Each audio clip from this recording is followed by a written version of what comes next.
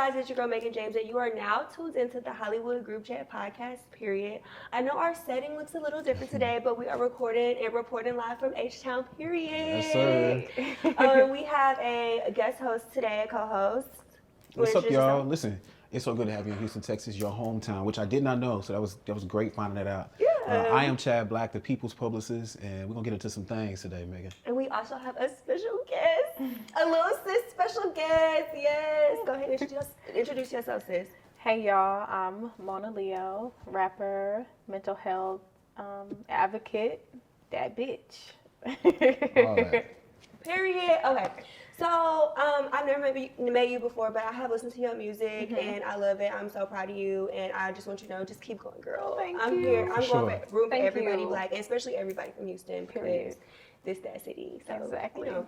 But I like to start off my guests with an icebreaker. Since we don't know each other, we're gonna get to know each other a little bit real quick. Okay. So we're gonna play a game called. Wait, is you in a relationship? Yeah.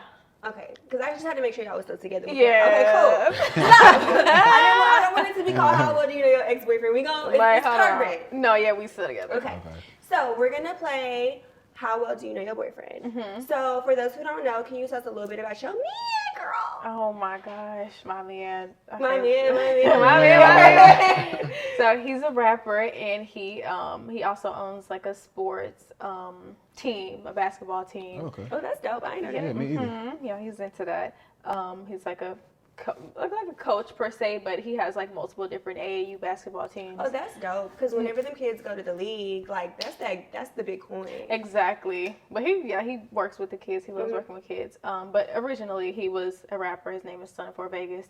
And he's from North Carolina, and he moved out here to Houston and met me.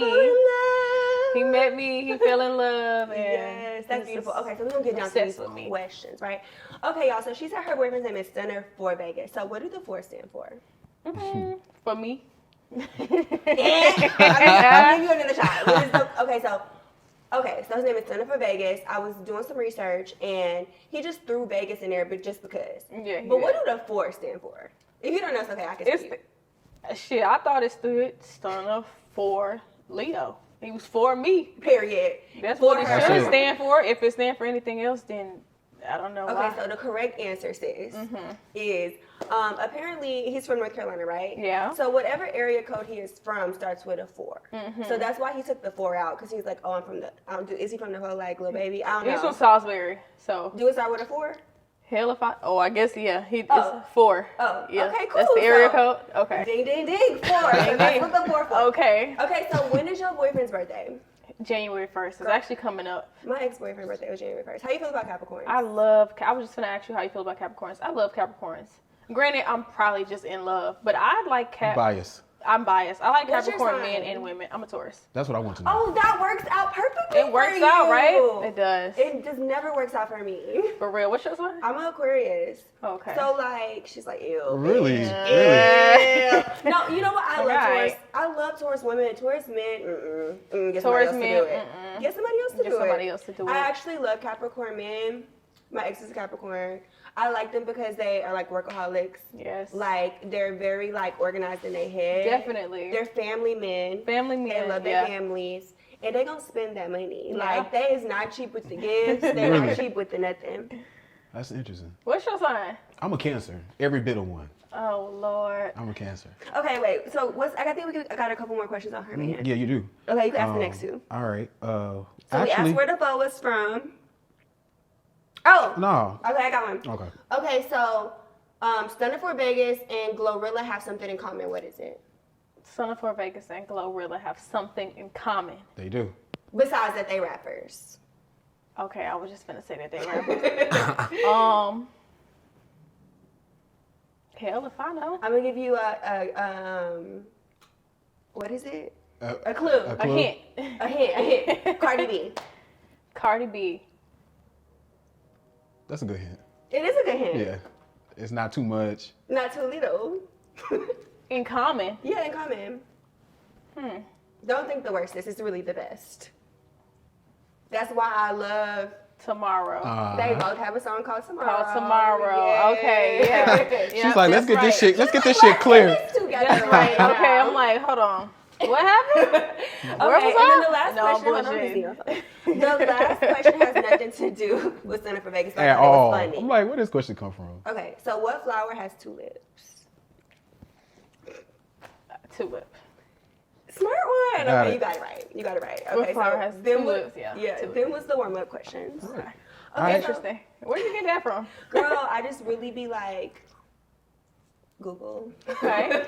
I know that's right. Yeah. But can we get an introduction? Like, who are you? Like, describe yourself in a few words. Where are you from? What part of Houston? We know you're from the city. Mm-hmm. What made you want to be an artist when you start rapping? Tell us about your The whole nine. So my name is Leo. Everybody calls me Leo.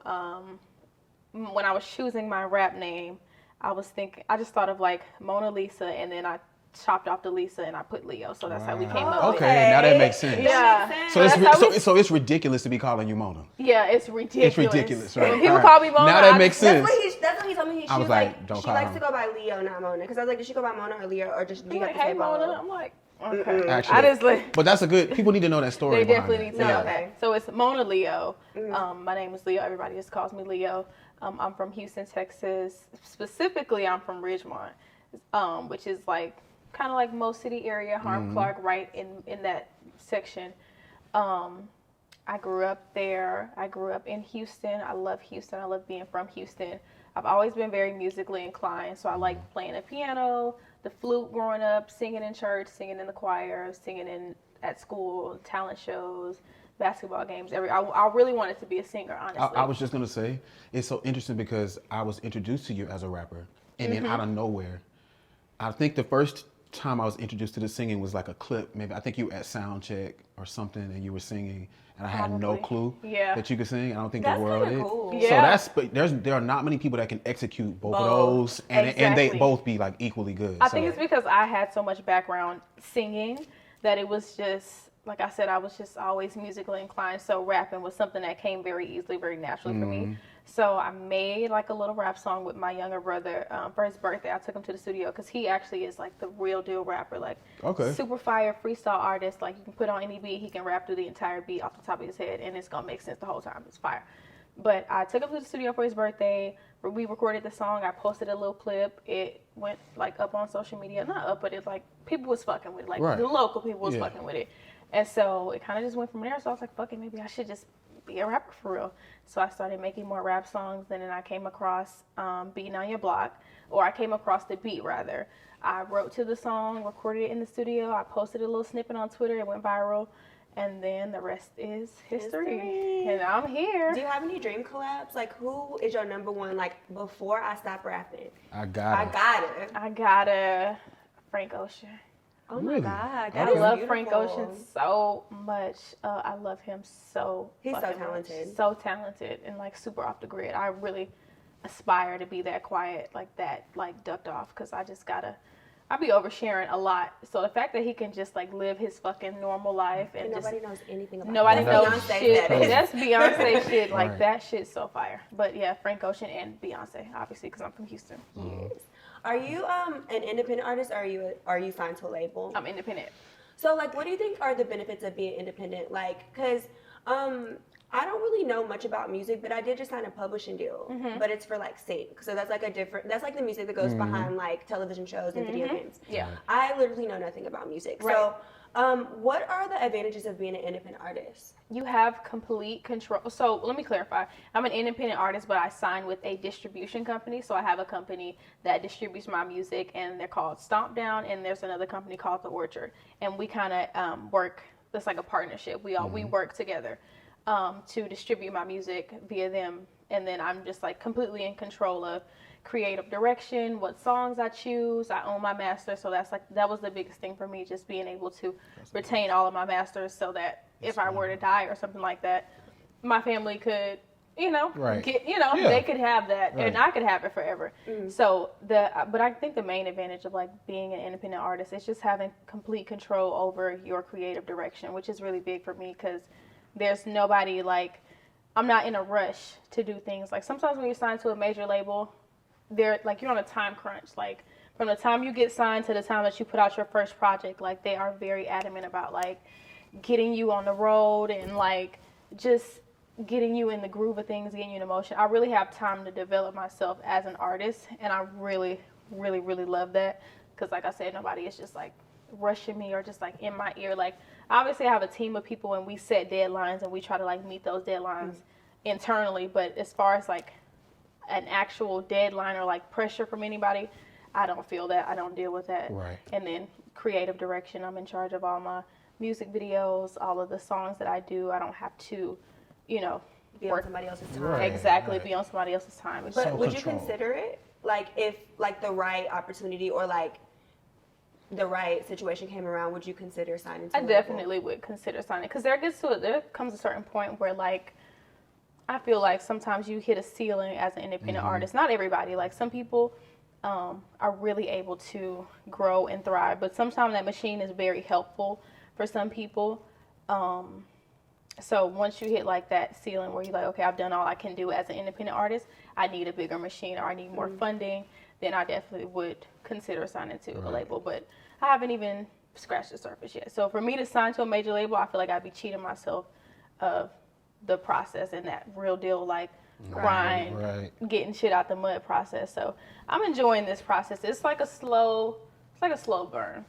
So it's like eventually I will consider it, but for sure for right now I'm content. So you just dropped a single called "Miss You Already." What's that about? Where did that inspiration come from? So when I was writing the song, so I actually wrote the song the same day that I shot the music video to Beating Down Your Block. I went to the studio. There was a producer there. He was just like kind of pulling up beats, pulling up loops. I heard a loop. It was super slow. I loved it. It was like a melody. I got a phone call from one of my friends. He was inside of the hospital and he was telling me that he had just gotten shot. And I was super upset about it, like crying. He didn't die, obviously, but that is kind of how I started the song off. And then the deeper that I just kind of tapped into those emotions and those feelings, I started thinking about all of my friends and family members who had passed away. And then from there, it just turned into like, I want to make a song about grief and the stages of grief and that process that is grief and just processing the fact that somebody has passed away. So yeah, because I don't think any of us really know how to deal with that. Yeah, no, I don't think very many people feel know. rushed too. Like, They do. We tend to feel like rushed through that whole process, and it's different for everybody. So And it's a we different rush time. ourselves as well because nobody wants to sit in that sad ass. Like, it's not fun. Right. Yeah. Sitting around being sad, crying, like it's very painful. It's a very uncomfortable feeling. So I feel like a lot of people just kind of rush through that, me included for sure. Like when something happens to somebody, I be having so much going on in my everyday life. I don't even feel like I have the time to really sit down. To sit in that. Yeah. And sit in that. So. Well, I want to change the tune a little bit on a lighter note. I need to know if and when you've ever had a real bad girl moment. I think that's appropriate given. Real bad. Wait. Let's ask this question first. Okay. Do you have any rap beefs? Because Rap because you know, like the girls cannot get along. Like it just seems like instead of like collabing together, like the girls are at odds with each other. It's just like team A versus team B. You know, this rapper versus this rapper. Like this bar versus this right. Oh, she write her stuff. Oh, she don't. I'm better than her. Like it's just like, oh, I've been in the game longer. Like, have you experienced any rap beefs, or are you kind of just cordial with like all the rap girls, or like? Yeah, I'm pretty cordial with everybody. Like. I don't really, there might have been like a couple situations that may have came up, but that type of shit just don't get my energy because I just got shit to do. Like it's bigger than like just being a rap artist. Like this is how I fund my life. This is how I feed myself and my family, and this is how I'll feed my kids and my kids' kids. I don't even have the capacity to like bicker back and forth. So I try to keep it very cordial with everybody. And I genuinely do support a lot of the rap females because just being a female rapper is so fucking difficult. Like I didn't realize how hard it was until it became my job. Like when it was a hobby, it was fun, it was cute. Then it became my job, and it's like every day you have to be on your toes, full glam, fucking shooting music videos and big thick ass heels. And you know, it's different for female rappers than male rappers, honestly speaking. Like you have to be a little bit more, I don't know. You got to go like 10 times harder as a female rapper. Like for sure. A male rapper can just get on the screen and they can shoot music video, put a cool fly little outfit on, shoot a music video, post it in. They can shoot the shit in their garage. I've seen it, and they can post it, and it's over with. If female rappers were to be like consistently doing shit like that, like we would never hear the end of that. So we feel that pressure to like step up our visuals, step up our lyrics, our songs. Especially right now. Yeah. So it's just difficult being a female rapper. So I really try to be a genuine like person to a lot of these female rappers because I know that this shit gets very crazy. It gets crazy. Back to what Chad said. He had told me that you was a fan of Bad Girls Club. I feel like a whole generation was raised off of Bad Girls Club. Right, yes, crazy. we was. So do you know that? Do you really like genuinely know that? Like a whole girl, because I'd be like, why are y'all still watching this shit in 2023? And then when we had our pre-production meeting, if you will, she literally told me that she woke up that morning and she was like, had watched it before she even got the call. No, specifically, I watched season 9. I'm very vocal about this on Twitter, so you can like go find my tweets. I think that season 9 was the best fucking season. This is before he called me. This is before I knew I was doing an interview. I just woke up and me and my boyfriend was in the bed, and I was like, babe, you need to watch this. Because I don't think he had ever watched like the episodes. So I put on season 9. I remember I was watching a reunion. That shit just was too good. First of all, that's like the only season that I was able to like keep up with. Like the other Bad Girl seasons, I was either too young or I was like not watching TV. So this is around the time that I was like, I remember I was definitely in middle school watching season 9, whatever day that it came on, I forgot, but every week we was watching that shit. And I remember we would come back to school the next day to talk about the shit. It was so good. That was my favorite season. So have you ever had like a Bad Girls Club moment? Like have you ever been in like a fight at school or got jumped? Never got jumped. Never got jumped, but definitely like how you said, I came up on Bad Girls Club. So I feel like we was just naturally rowdy and combative with each other just because we was fired up off of that shit. So for sure, like I've definitely like got into it with enough bitches and fought enough bitches in my life. These days, not so much because I'm like, again, older. I'm grown. But for sure, probably last year was the last time I had my little Bad Girls moment. Like, It was a little scuffle. We can talk about the scuffle. It was a scuffle. It actually turned into a big thing for no fucking reason. Yeah, like, I remember. It turned into a bigger thing. Y'all know me? I don't know. I don't live here no more, so I don't be knowing. It's pointless. Oh. For real, it's pointless. I mean, just know I ran into somebody, we ran into each other, and it was up. It was a situation. It was up. It was up. It stuck. It was up. Yeah, exactly. Okay. All right. Well, Bad Girls Club. But yeah, that's my favorite season. Please don't get it fucked up. And a lot of people agree with me on that too. And you definitely was like one of the top bad girls. Like I was just gonna say, who's your favorite? I was just about to be messy and be like, who's your favorite bad girl? Definitely Megan. I tweeted that though. I swear to God, I tweeted that I tweet that like once a year. I tweet like season 9, Megan was the baddest bitch on season 7 too. I love Judy. She was fucking crazy. Yeah, she's for sure, she and still is. And still is. Hey Judy. Hey girl. Shout out to Julie. Okay, so you want to go to the next question? Yeah, I want to know your thoughts. Like if we can move back into the love space. Okay. I want to know your thoughts because see, I know NLE Chopper is like around your age. Is he? How old is he? He's like 20. Yeah. Maybe 19, 20. Yeah. Okay. And so he has this thing, and it's come up online, like in on the Shade Room a few times. But he believes like strongly in like he's pro like open relationship, and I kind of look. I can tell by her facial expression that it's not given. No, so I just kind of want to know like your thoughts on that. Because you know he had this situation. It's a new thing. Like it's a thing out here. Yeah. Well, yeah, but he had a situation with his girlfriend or whatever, because I was on Wild 'N Out with her. So I know her personally, but like, you know, he said that he went into the relationship and she was cool with everything. And then like, I guess the deeper you fall in love with somebody, the uncooler that you get with it. Right. So like, I just feel like, cause I work in entertainment too, and like, I don't really have like cheating standards. Like, it's like, if you cheat, you gotta cheat behind my back where I'll never find out. Really? I know I sound crazy, but it's just like, cause I feel like all men cheat. Really? So it's like I feel like if I don't find out. Wait. What do you consider cheating? Yeah. Anything that they wouldn't do in front of your face with another girl. That's going on a date, taking them out to eat, texting, whatever, you cheating. Okay. Yeah. So agreed. Right? Agreed. Okay, so what are your views on being an entertainer and dating in the industry? Because both of you guys do music. I know it can be hard. What are your views on it? Don't fucking play with me. Like, I don't play around with shit like that. I know a lot of people are probably comfortable with shit like that. personally, it's not even an insecurity thing. I'm just not sharing my body with multiple different people. So you don't need to be sharing your fucking body with multiple different people.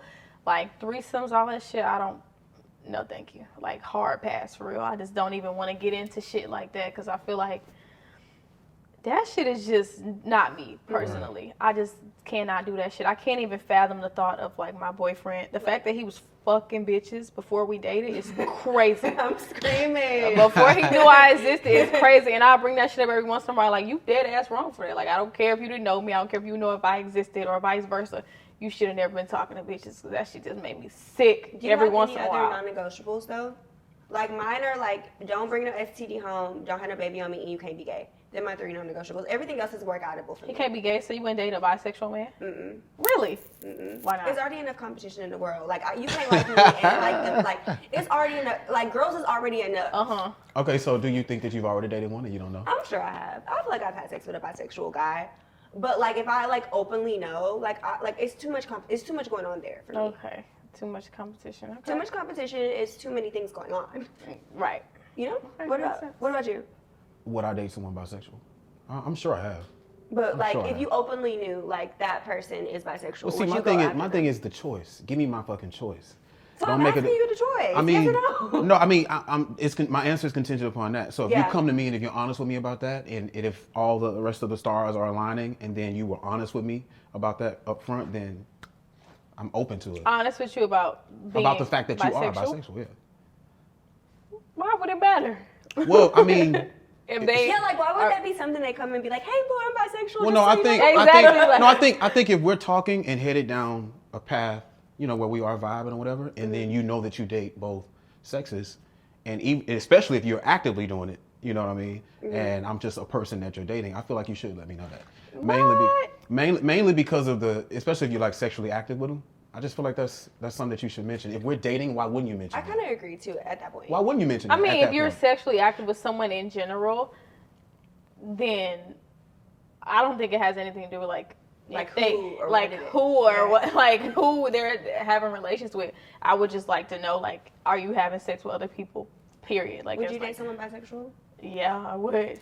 I mean, I'm bisexual, so I didn't know that. for me to be like, I'm not dating that nigga, or I'm not dating that girl. She's bisexual.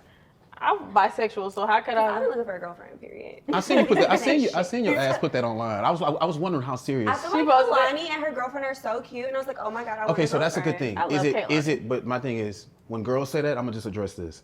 When girls say that, it's like, and I'm eager to hear your thoughts on that as well. Mm-hmm. Is it because it's a cute thing? No, it's that because you we're want sick to of these niggas. Or is it okay? So are you attracted to? What women? did Drake say? Sick of these niggas. Something. What did he say? What did he say? It was the lyrics. But are you attracted to women? I feel like women are beautiful. Like, for instance, I slid in Brittany Griner DMs like 15 times before she was married. Okay. I think she's fine. Okay. I know sometimes people can like make it like especially with like play game. It's like, you know, sometimes No, people sexualize women. That's what it is. They sexualize women, and they do sexualize bisexual women, especially men. Like, it's probably more acceptable for a woman to be bisexual than it is for a man to be openly bisexual, because niggas be thinking in their mind like, oh, if my girl's bisexual, we gonna have a threesome. Right. That makes sense. That's what they feel. It's really fucking stupid, and honestly, it's super weird. But that's why they're more open to women being bisexual, because it's just like they're just fetishizing. Like, exactly. Oh, my girl got a girlfriend. And it's a selfish How many rappers have you heard say like, my girl has a girlfriend, or I like two bitches at the same time? It's common. It's a common thing. Yeah. So it's like, it's definitely like a. So how old are you? 21. So what age do you consider old? Because I'm tired of people calling me auntie. How old are you? I'm 32 years old. Really? Yes, I'm old.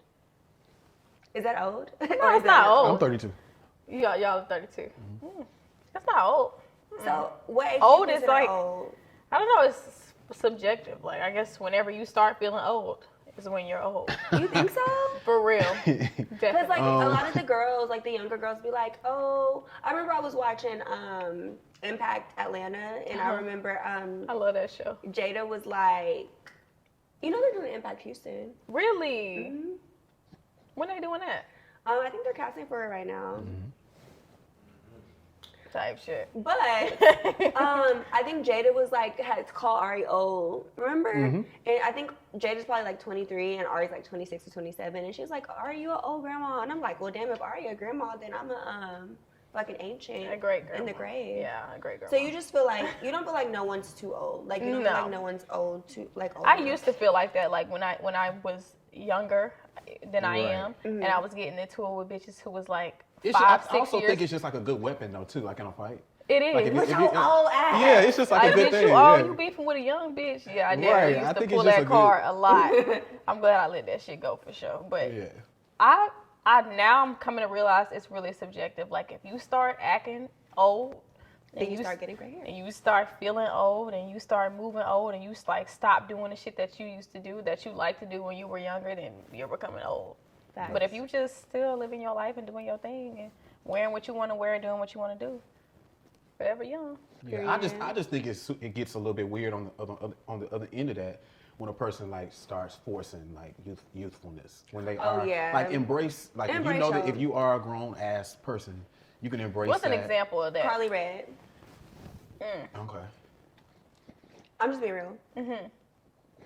So you feel like she forces like the youthful look, like I think aesthetically? that she looks good for her age, but like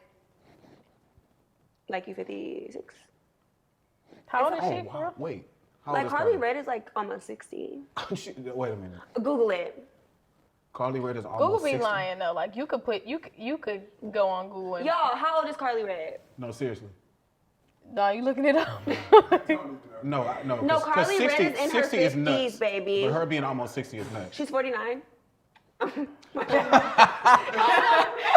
bad. Sorry, Carly. She's 49. 49. Okay. She's still 50.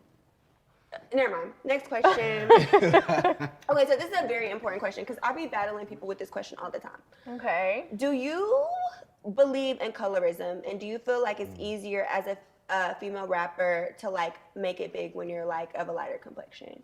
Believe in colorism. Colorism is very real. It's Yeah. a very real thing, for sure. And it definitely is easier for, not to take away from anybody who is a light skinned rapper, but it's definitely easier for a woman with a lighter complexion to blow up quicker than a dark skinned woman, for sure. But like, why do you feel like that? Because like, I be getting into it with people, right? I used to get made fun of at school because I wasn't black enough. Bitches used to try to cut my hair. Like, people be thinking that like light-skinned girls don't go through colorism. We go through colorism just, I don't know if it's like as bad as like brown-skinned girls. It's not colorism. It's not colorism. If you're light skinned, it's not colorism. So what is it called? If people was picking with you, then that's like, but it's not colorism. Like colorism But what is if they call me discrimination against darker skin, Is it? like darker complected So people. you're basically talking about reverse. Well, colorism. reverse colorism then. Because they used to be like, you ain't even black for real. You're white. Go over there with the white girls. And I'm just like, bitch. That's interesting. Yeah. Like, I am black actually. Yeah, that's an interesting experience. Yeah. I've heard people who like mix people Yeah, talk mixed about people go through But experiences. I'm not even, this is the thing, And I'm stuff not like even that, mixed. but I it's- got no white parents. But I've heard people like lighter skinned people like say stuff like that. I wouldn't say it's reverse colorism. Like It's like that I don't thing- think that that's a thing. But I understand. I'm trying to describe the moment that you're having, and that's kind of like what you're saying. But also, it's like that thing, like, oh, you're pretty to be a dark skin. Yeah, but we also get, oh, you're pretty to be a black. Like, I've had white people and others. Well, that's racism. Yeah, That's that's racism. racism. Right. But like, they be like, you're pretty to be a black. I've had black girls be like, you're pretty. Are you mixed? Like that. Are you mixed? You have to be mixed. Right. I That's thought you was actually mixed. sad. That's You sad. mixed. Why I gotta be mixed? Right. Yeah, that thought process is actually sad. Yeah. That I would have to be mixed to be. Oh wait, But I mean, just to I wanna play hear devil. her To play devil's advocate, like black, especially little black girls in general, we've been indoctrinated to think that darker skin, especially like just the way that I grew up, I'm like darker skinned people experience a completely different experience than people who are light skinned, and that is just like the bottom line, and that is where the issue of colorism comes in for sure. But just little girls who've always been like, like just growing up, my mom, and it's not my mom's fault either, but just growing up, my mom like perming my hair just so that it wouldn't be super, because I have 4C, super kinky hair, and it's like it was difficult for her to manage. So she would perm my hair so it'd be easier for her to style it. But that was something that a lot of young black girls had to experience, and we were told that our hair was not beautiful, that our skin was not beautiful, and we watched people who were lighter skinned or mixed people get a different treatment than brown skin and especially dark skinned children.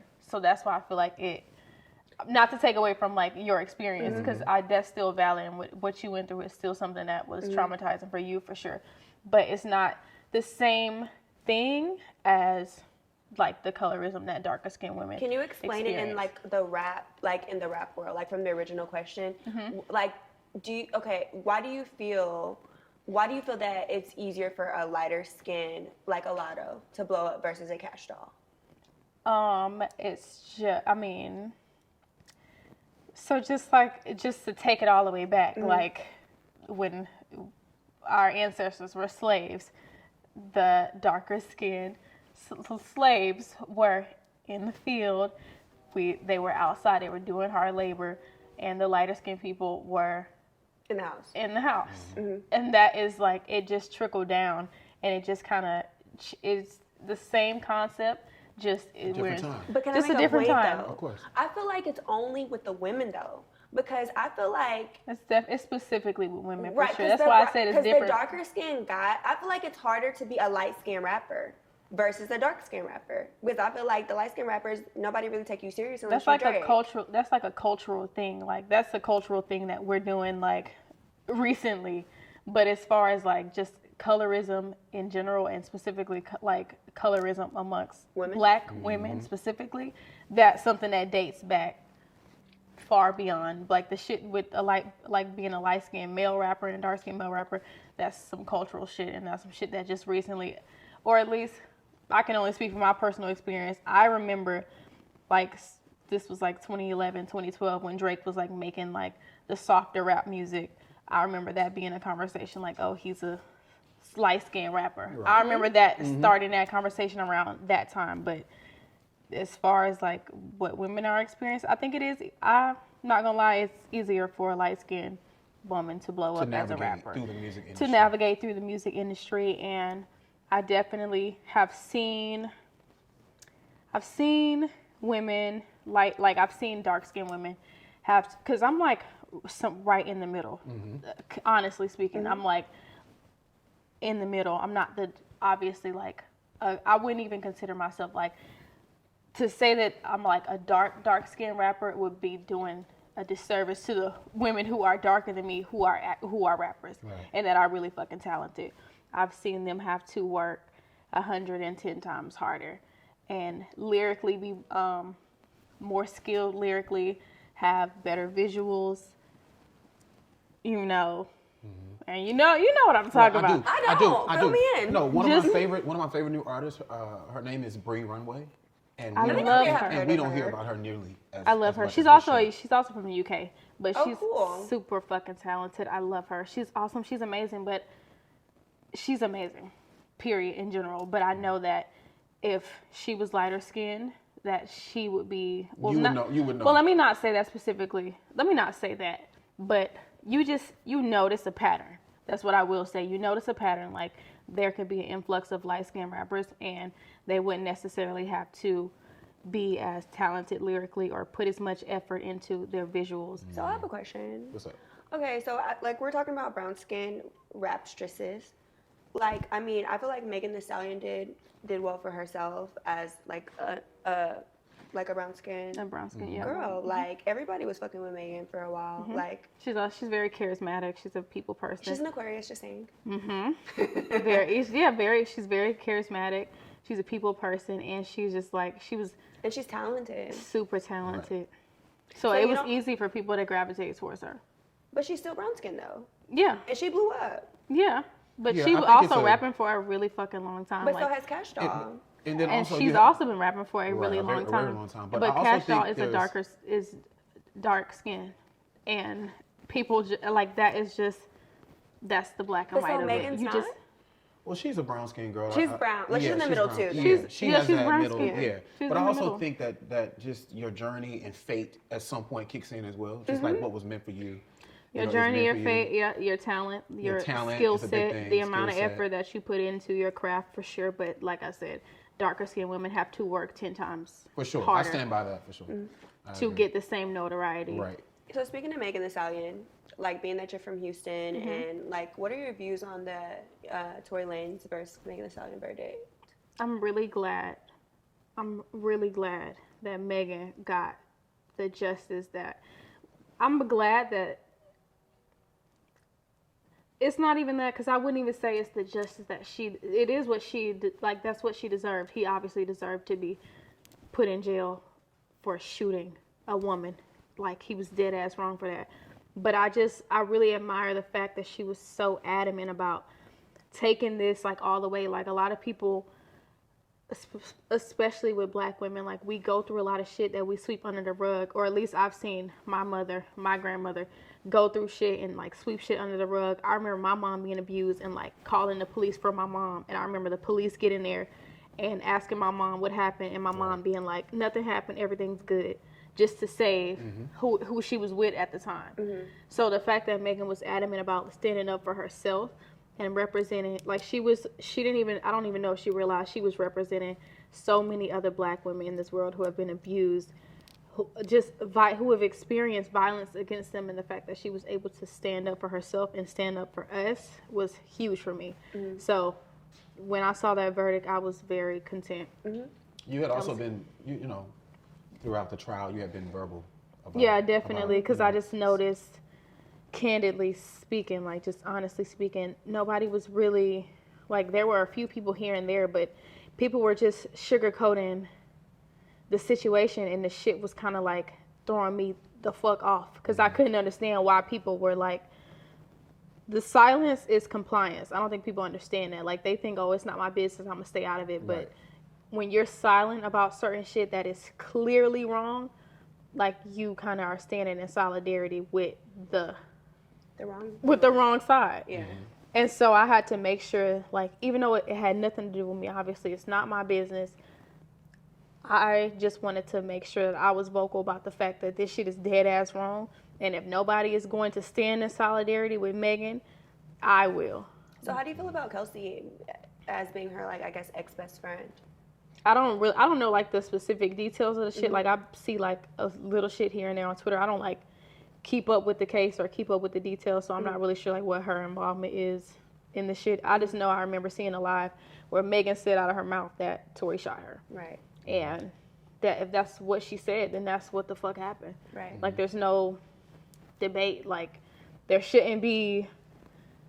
I just saw people, like, trying to discredit her story because of just whatever inconsistencies in the story. I think. And they were trying to discredit her, and that shit really got under my skin, because regardless, whatever happened, whoever she talked to it doesn't fucking matter.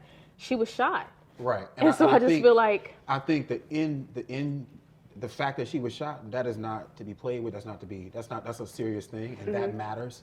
And I stand by you completely, 100%. I think where the public started to sort of weaponize the story or the details as they started to come out was more so in the fact that they could relate to, as the story, you know, unfolded. It was said that, you know, Kelsey was dating Tory first, and I think that what triggered people was the fact that they've maybe had that situation happen in their life, and so the root of it was, you know, the root of it is like, you know, I was talking to him first, you came behind my back, and that's the root of how this confusion or how that night went left anyway, you know, and so I think that some people just hyper focus on the part they can relate to, you know. Yeah, for sure, they definitely do. I just feel like that shit is really insignificant. If somebody shot me, somebody shot your mom, then the backstory doesn't. It doesn't fucking matter who fucked who was talking to who. It doesn't matter. Your mother was shot, and that's all you care about. You're not gonna be trying to sit up and figure out, well, what was my mom doing, and did my mom sleep with her best friend, and how did it happen? How did it happen? All you care about is the fact that, nigga, I don't care what my mom did. You shot her? Are you crazy? Like, that's how people would feel. Yeah. But again, the fact that it's Megan Thee Stallion, and she's always put on this really tough exterior, and she's dealt with so much shit, like, just through the years. I don't know Megan personally, but I'm just saying from what everybody has watched her go through, from when she first came out, people making it seem like she was masculine because she was a tall woman, a beautiful woman, a built woman, making her seem like she was more masculine, tearing her down, and having her losing multiple family members, her losing her mom, which was one of her biggest supporters she's talked about. Like, for her to have gone through all of that shit and then to be shot is like, at what point do people like start to empathize with the human being? Like, fuck the fact that this is a rapper, like, and people feel entitled to be, like, if it's an influencer, they feel entitled to, like, this is a human being. So at what point do y'all step in and be like, you know what, this is a person. Period. At the end of the day. And the fact that she has gone through all of this shit is still here. And even she was talking about, I did see this, she was talking about, like, wishing that she had just died that night. That's a real feeling. Like, that's not something that you just say for sympathy. That's a real feeling. Like, you go through enough shit, you start to feel like, what is the point of me even being here? Yeah, and the fact that people were still able to, like, or could still find it in their nasty, evil ass hearts and spirits to try to tear her apart was devastating. And maybe it's because I'm an empath, but I could almost feel the emotions that I could feel exactly what she felt in that moment. And that is why I will never stop being vocal about what she went through. Not because she's a rapper, not because we're both from Houston, like, that doesn't help. I mean, that helps it, obviously, but just the fact that she's a human being, she's a black woman, and I see myself in her, I see my mother in her, I see my grandmother in her. The fact, like I said, she's able to advocate for herself and every other black woman, that shit is not easy. Yeah. I think, I'm pretty sure that Megan did not anticipate having to fight both that case and the public. I know for a fact that it took her by surprise.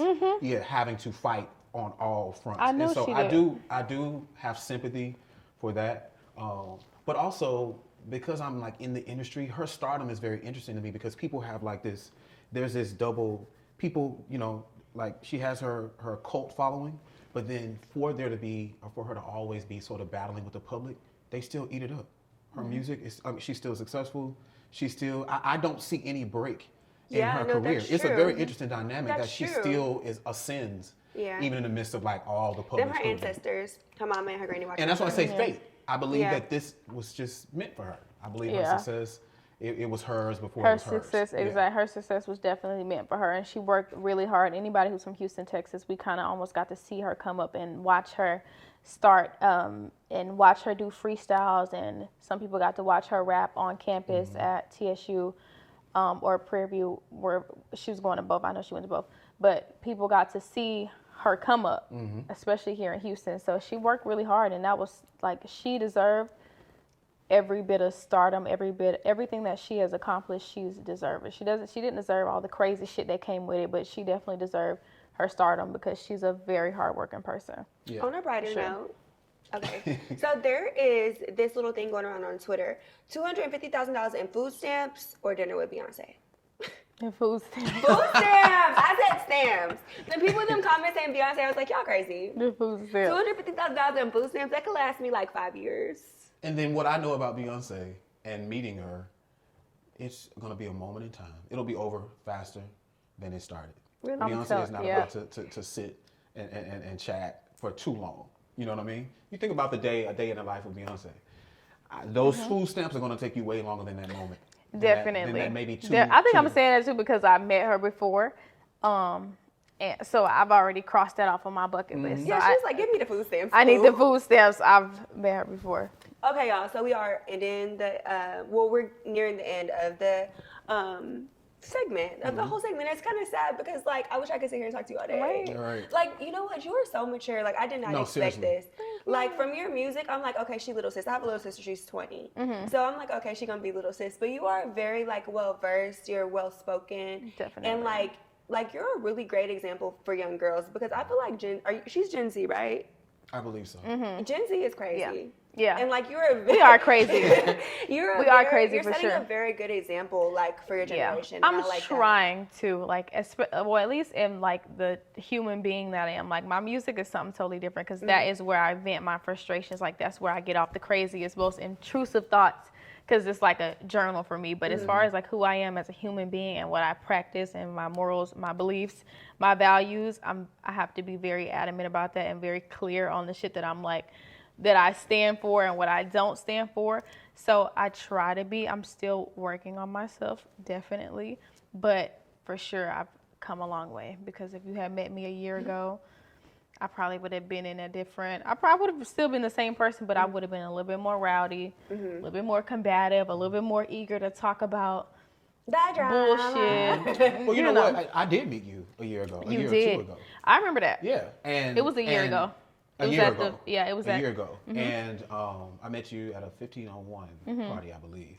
And I've been able That was to the first time I ever performed too. I was like invited I remember to. I remember that. And I remember seeing you like get used to the mic literally before my eyes. That is like so it started out here, please. and then I seen it get closer. I don't mean to take you back. That was my first performance though. Like I had literally been invited. I went there with my DJ, may she rest in peace, DJ D Baby. I went there and she was giving me tips and we were talking and I was.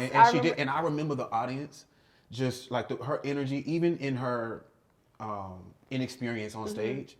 She just radiated the whole place. It was just the I the definitely audience. remember feeling that too. Yes, I remember the feeling. people I was went so up. nervous, but Yeah. I remember feeling like I went in this room and even though I didn't know what the fuck I was doing, I was on stage looking like a damn deer in headlights.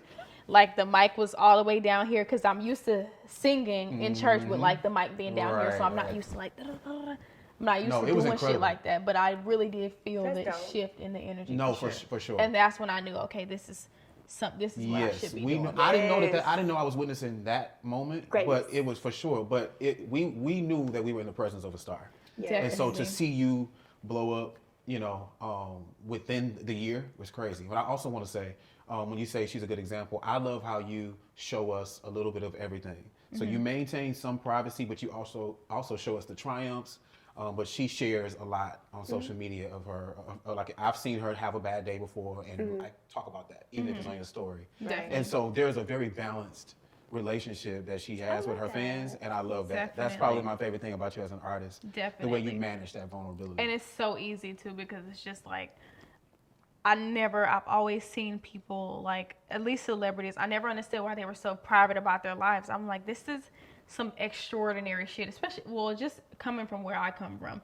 Just being able to watch my life change and watch myself going from having no job, no money, no car, and just bouncing around from couch to couch to then boom, I make a little song. I go to the studio, spend my last little couple quarters on studio time, and I record this little song, and then boom, I post the little song, and I'm seeing people fucking with it, and then I'm getting people from labels messaging me and like people wanting to manage me, and I'm getting shit like, it's just, I got to see myself progress, and I was like, how are people quiet about this shit? To like now where my life is, it's a complete 360 from where I was a year ago.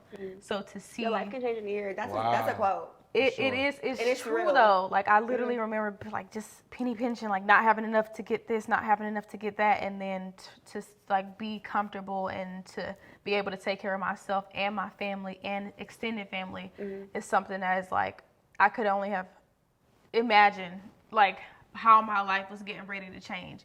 And so it's just exciting. And when you're excited, I'm like a kid in a candy store. Like I just want to talk about everything, like everything that I'm experiencing. But you can't. Like, you can't talk about everything because then it's just like confidentiality, and then you learn the rules, like the really weird, like unspoken rules of like being an influencer and like politics. The politics, exactly. Like you learn how to navigate the shit. But so yeah, I've definitely fucked up with that too, for sure. But it's just crazy. But it's easy for me to share the good and the bad because that is how I keep myself balanced. That's how I maintain that, inner peace, and that's how people get to see like, okay, she's a human being. Right. And I never want people to make me I never want people to I don't want people to look at me like I don't have feelings because shit really be getting under my skin. So that's why I'm very adamant about that. So I like to end the segment, which sucks because I really like y'all when you keep talking. But I like to end the segment with another game. Lighten up the mood a little bit. Okay, so we're gonna play Finish the Lyrics, and we're gonna hit you with some H-Town classics. Period. This is Finish the Lyrics, Oh my Houston God. Rap Edition. Okay, so we're gonna go we're gonna go down the line. I guess I'll start. So I'm gonna say a line. You gonna say a line. You gonna say a line. All right, you ready? Drink up in my cup. Man, hold up. Next song. Next song. Sure. Slow, loud, and banging all in my trunk. Trunk full of funk. I ain't never been a punk. I'm out. I don't. I'm like, I blow. Yeah, that's not my one. I know. Okay, I know so Southside. we know. Okay, Shout out to Texas Kiki. from the South.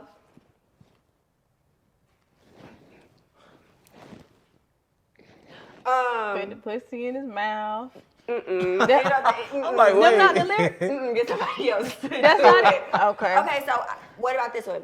Slim waist, pretty face, he know I'm a dime. First of all, you don't even know that song.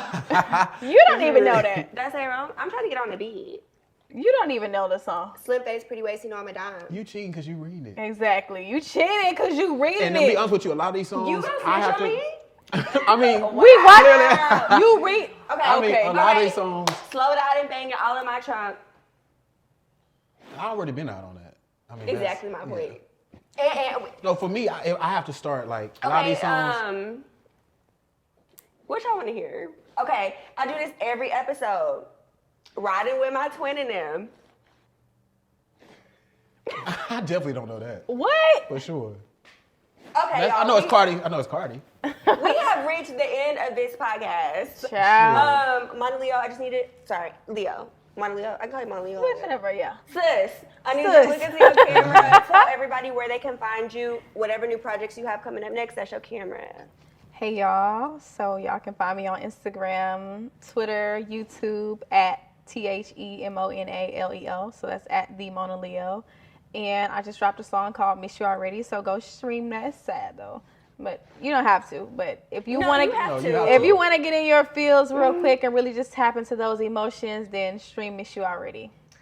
And I'm Megan James. This is Chad Black. You can follow me on all socials at Chad Black 713. It's 2 D's in the chat. Yeah, hit me up. And this is the end of our episode of the Hollywood Groupchat Podcast, period. And this episode was sponsored by Adam and Eve Sex Toys. 50% off anything y'all want to get from Adam and Eve. They got lingerie, sex toys, whatever you need. Discount code REAL, period. REAL. Write that down. Okay,